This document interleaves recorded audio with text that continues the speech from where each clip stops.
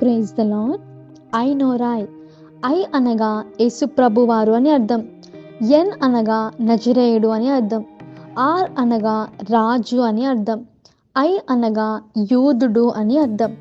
ఐనోరాయ్ అంటే యూదుల రాజు అయిన నజరేయుడగు యేసు అని అర్థం. ఈరోజు ఐనోరాయ్ అనే ఈ పదాలు అసలు బైబిల్లో ఉన్నాయా? వాటి గురించి తెలుసుకుందాం. ఐనోరాయ్ అనే ఈ పదాలు బైబిల్లో మనకు ఎక్కడా కనిపించవు.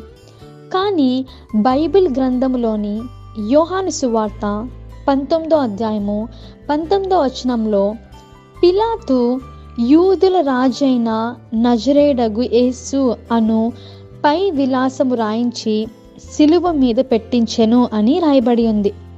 ఐనోరాయ్ అను పదాల యొక్క భావము యోహాను సువార్త 19వ అధ్యాయము 19వ వచనంలో రాయబడిందని దీనిని బట్టి మనం అర్థం చేసుకోవచ్చు.